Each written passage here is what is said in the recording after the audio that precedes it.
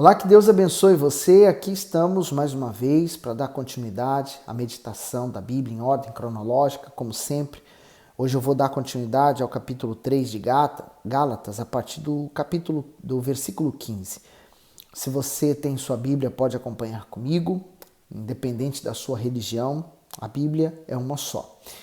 E se, claro, você assim o quiser, partilhe esse vídeo, dê o seu gosto e vamos então fazer a nossa oração. Meu Deus, que o Senhor fale conosco, abrindo e dando entendimento a essa palavra. Que o teu Espírito, que ele revela todas as coisas, nos mostre aonde nós precisamos nos firmar e estar firmes para que possamos obedecê-lo e seguir os teus mandamentos. Que assim seja. Então, Gálatas 3:15, irmãos, como homem falo.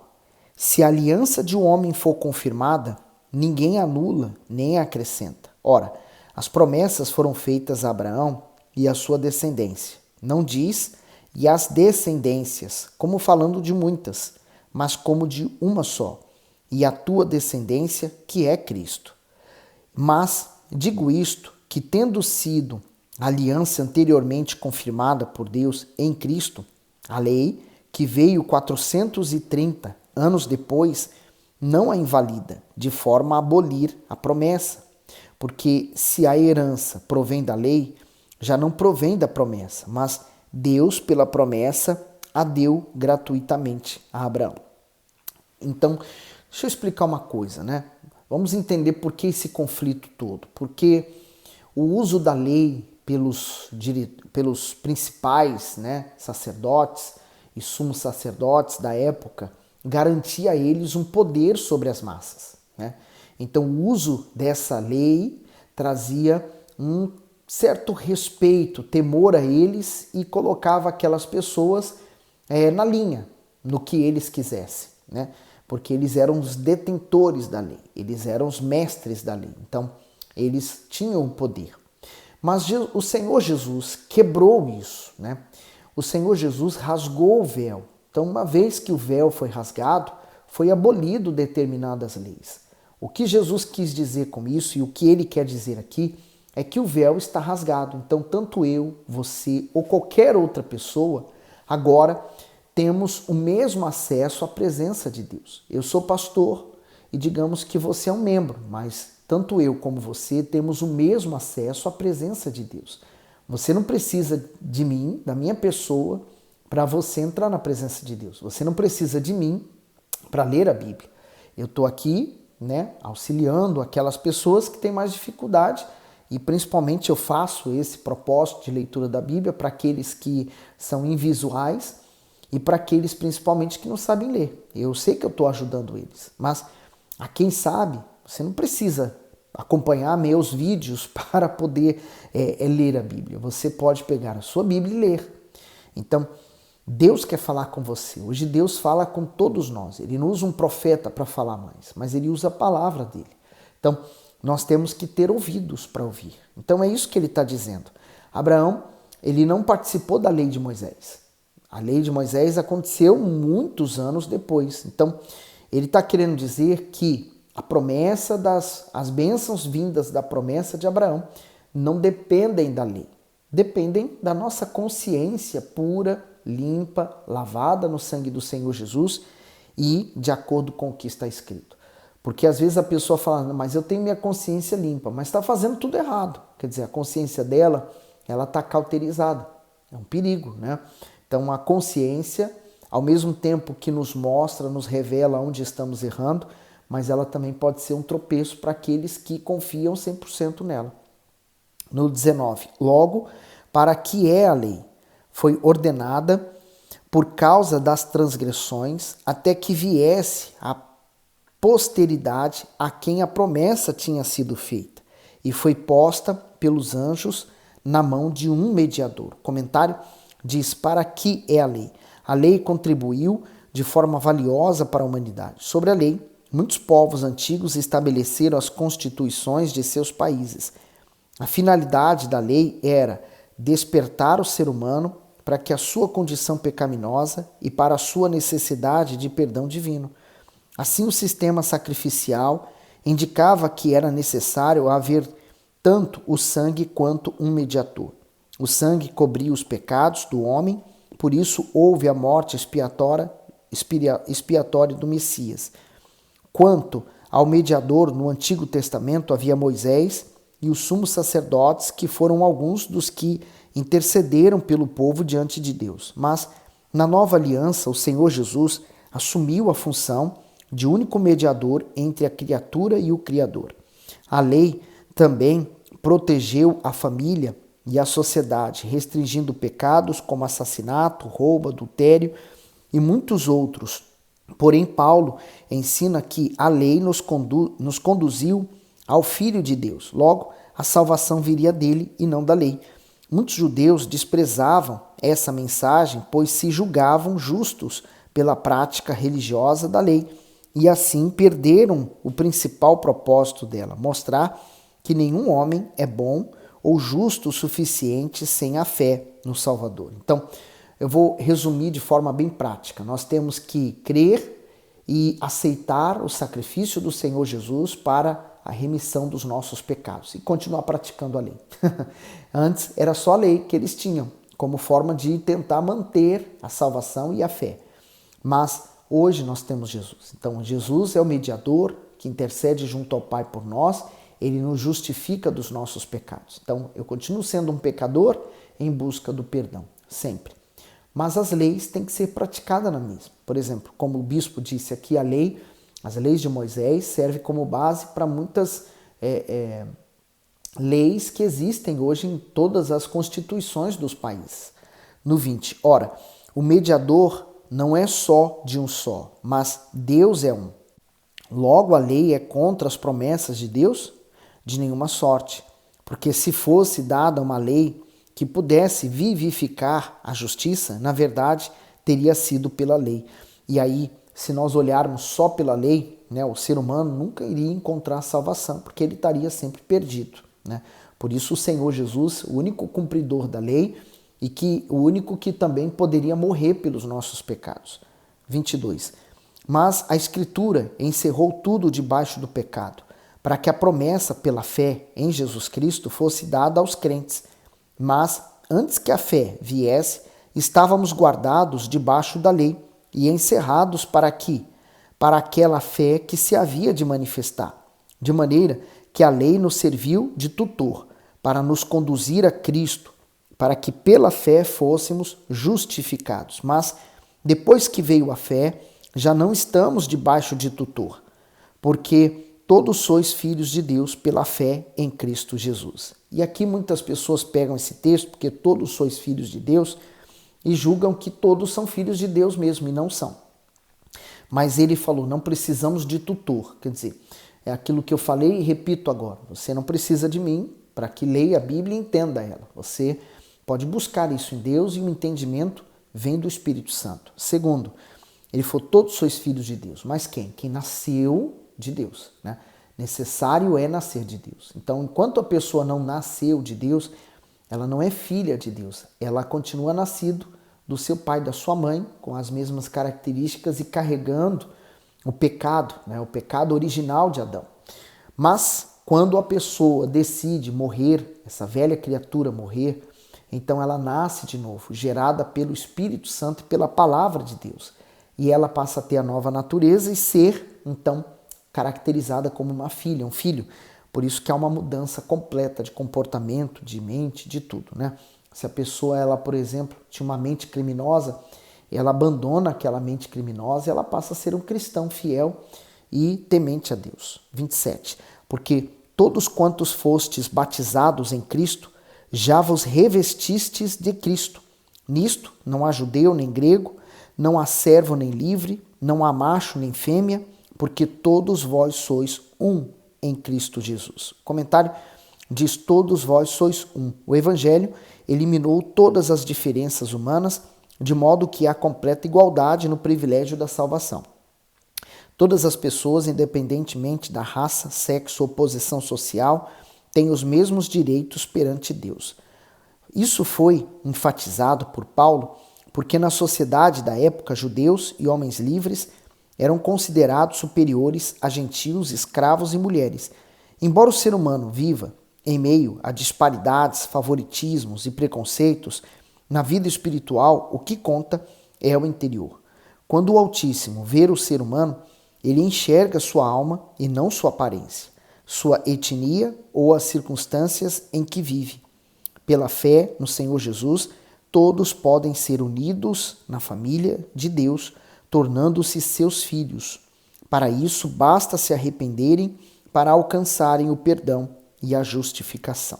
E só para encerrarmos o capítulo 3, no 29, e se sois de Cristo, então sois descendência de Abraão, herdeiros conforme a promessa. Que maravilhoso! Primeiro, porque não existe etnias, raças, gênero, todos somos um só, né? Uma só coisa perante os olhos de Deus. Ele não nos enxerga por meio da nossa sexualidade, né? Homem, mulher, como ele diz, macho, fêmea, mas como alma. A alma não tem gênero. E ele fala, porque todos sois um em Cristo. Então, quando nós nos convertemos, quando nós aceitamos a Cristo, nós então passamos a ser filho de Deus, irmãos com Cristo e somos um com Ele. Então, nós passamos a ter uma unidade de pensamento, unidade de fé, unidade de sentimento. Nós passamos a ser conduzidos pelo Espírito. E como ele disse, somos assim, então somos descendência de Abraão e herdeiros conforme a promessa. Então, nós temos o direito à promessa de Deus. Perfeito, não é? Agora, Gálatas 4. Digo, pois, que todo o tempo que o herdeiro é menino, em nada difere do servo, ainda que seja senhor de tudo, mas está debaixo de tutores e curadores até o tempo determinado pelo Pai. O comentário, debaixo de tutores. Paulo usa de nova analogia para ensinar aos Gálatas sobre a sua situação diante do Evangelho. Ele já havia comparado a lei a um pentágono, isto é, um servo encarregado pela educação do filho do seu senhor. E aqui o apóstolo relaciona a lei a um protetor e tutor de um menor, que precisa não apenas de ajuda para administrar uma propriedade herdada, mas também de proteção para os seus bens e para si mesmo, justamente por não ter idade nem capacidade para tal. Daí vir a maturidade espiritual que muitas pessoas, às vezes, mesmo dentro da igreja, não têm. E às vezes as pessoas, elas pensam assim, não, eu já conheço, eu já sei. Ou elas ligam isso ao tempo de igreja que elas têm. O tempo de igreja não faz ninguém amadurecer. O que faz a pessoa amadurecer? As tribulações, as guerras, os problemas que ela enfrenta, né? A situação em que ela está passando, a fé em que ela manifesta em Deus. Então, a vida do cristão não é uma vida parada, é uma vida de constantes lutas, e elas é que vão nos amadurecendo, e nós vamos então crescendo na fé, nós vamos crescendo em conhecer a Deus, porque é justamente essa fé, esse conhecer a Deus que nos torna homens e mulheres de Deus que somos.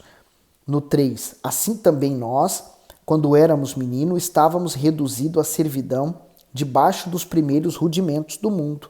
Então, ele fala que quando éramos meninos, então estávamos sujeitos à lei, né? Então era apenas isso, não tínhamos outra perspectiva. No 4, mas vindo a plenitude dos tempos, Deus enviou o seu Filho, nascido de mulher, nascido sobre a lei, para remir os que estavam debaixo da lei, a fim de recebermos a adoção de filhos. O comentário, a plenitude dos tempos se refere ao tempo designado por Deus para cumprir o plano de enviar seu Filho ao mundo. Ele nasceu sobre a lei e a cumpriu de modo exímio, a fim de libertar os que viviam debaixo dela. O Senhor Jesus não precisava de se sujeitar ao jugo da lei, mas fez isso para nos salvar. Naquela época, havia enorme distinção entre homens livres e escravos, da maneira que o conceito de redenção era bastante conhecido. Um escravo era livre somente mediante o pagamento do seu resgate, do contrário, morria na escravidão. Foi isso que o Salvador fez na cruz com o seu sangue. Mas, ao dar a sua vida, ele não apenas livrou o homem do diabo, como também concedeu o direito de ele ser adotado por Deus como filho. Portanto, se outrora era escravo, agora, em aliança com Deus, passa a ser herdeiro de suas promessas. Eva, ela foi enganada pela serpente e por isso ela comeu do fruto que não deveria ter sido comido. Então, se somente Eva tivesse comido, então 50% teria assumido o pecado e outros 50% continuava fiel à obediência a Deus. Então, Eva poderia morrer e Deus daria outra mulher a Adão. Mas Adão escolheu comer e ele comeu o fruto consciente, diferente de Eva, ele comeu consciente, sabendo o que estava fazendo. E daí veio o pecado ao mundo. Então, o pecado entrou por meio de Adão. Claro que Eva não foi inocentada.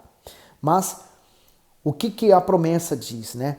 Eva veio trazer a vida também. E o fruto que Eva iria dar, viria então pisar a serpente.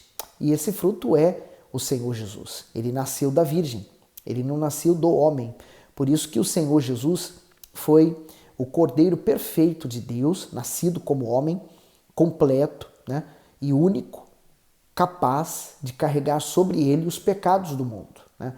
Ele não nasceu fruto de uma relação íntima, homem e mulher, mas ele nasceu gerado pelo Espírito Santo na mulher.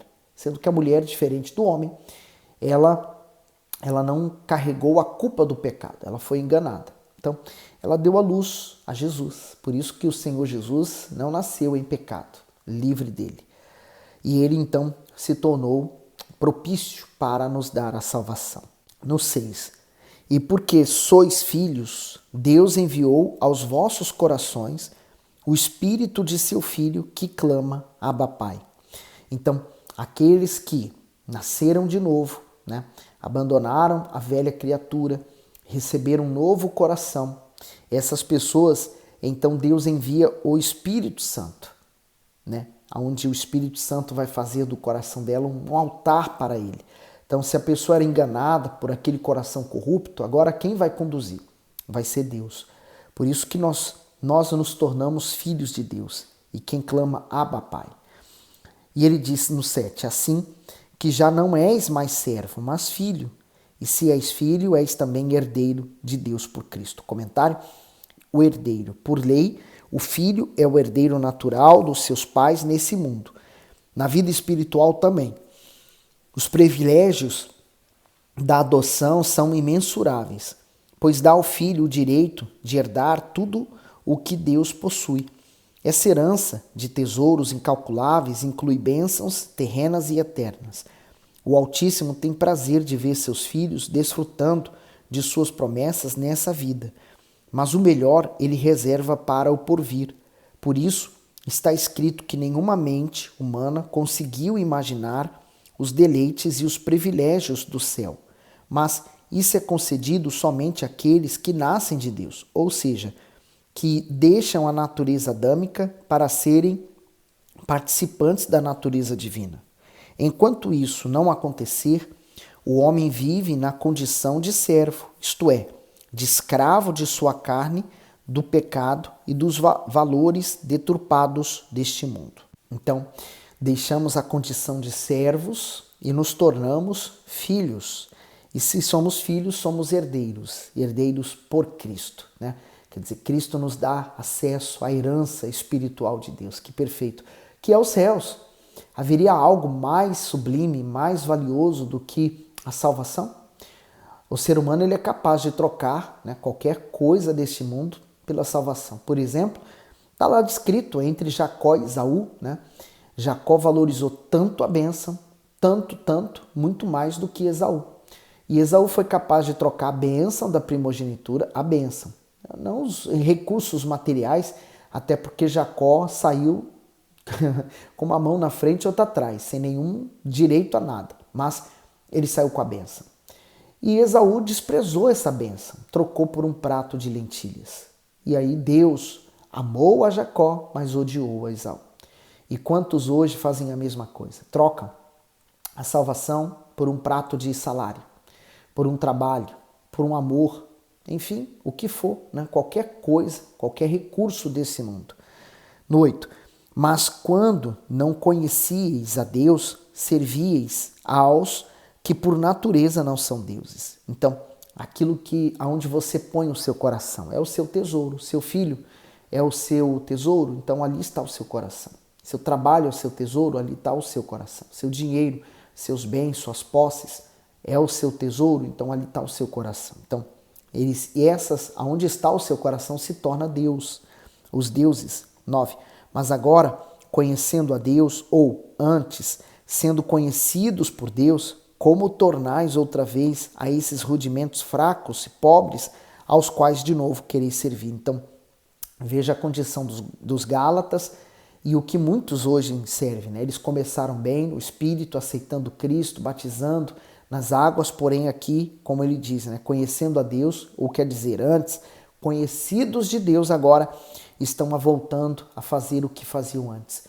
Quantos que um dia chegaram na igreja destruídos, pobres, na miséria, arruinados, pensando na morte, mas Deus reconstruiu a vida. E às vezes por causa de maus olhos, Deus permitiu uma injustiça acontecer e essa pessoa guardou aquele sentimento, guardou aquela mágoa, e muitos hoje voltaram para